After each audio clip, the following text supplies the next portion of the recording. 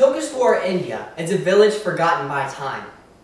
In a Washington Times article published in February of this year, Ravi Nesman describes Tokeswar as a village that is 20 miles away from the nearest paved road.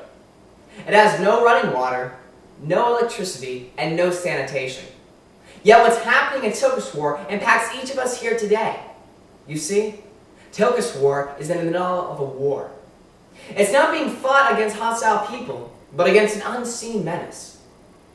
The victims of this war bear permanent scars, such as twisted limbs, stunted growth, and withered feet.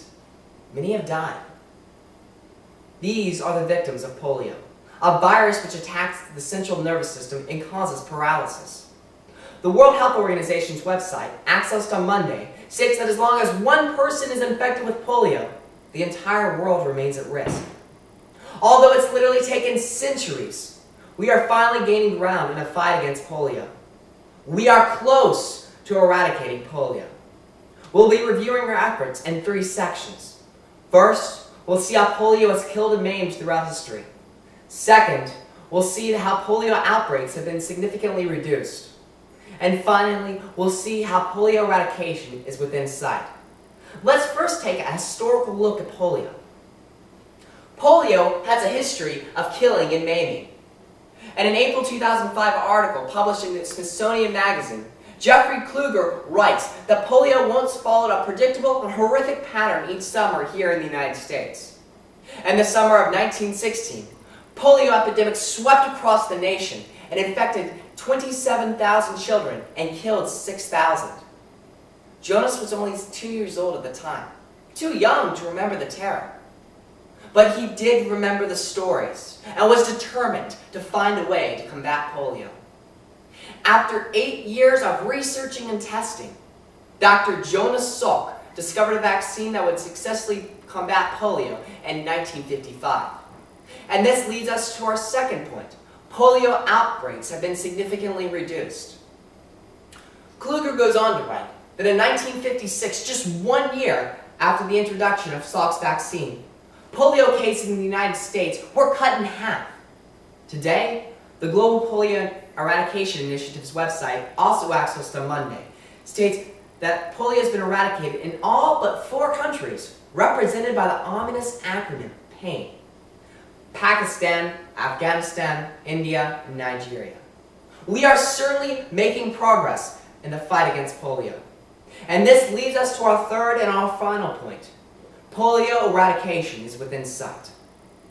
The World Health Organization reports that in 2010, there were only 250 cases worldwide. The key to our success has been the cooperation between public and private entities.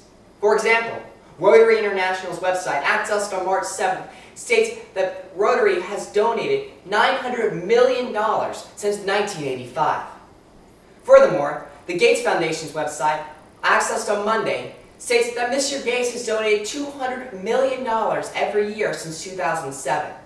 As a result, the World Health Organization reports that there's been a 99% drop in polio cases across the globe.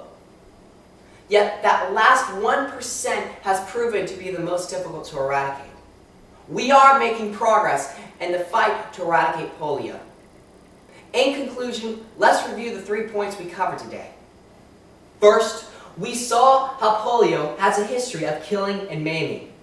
In 1916, polio became a pandemic across the United States.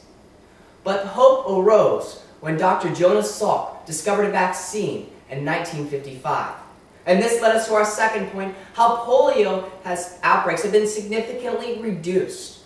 We saw that in just 1 year after the vaccine was introduced, polio cases were cut in half.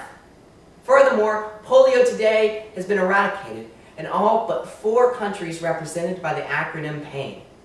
And this led us to our final point, how polio eradication is within sight. Only 250 cases were reported last year. And as a result of the cooperation of public and private entities, we have seen a large reduction in total polio cases across the globe.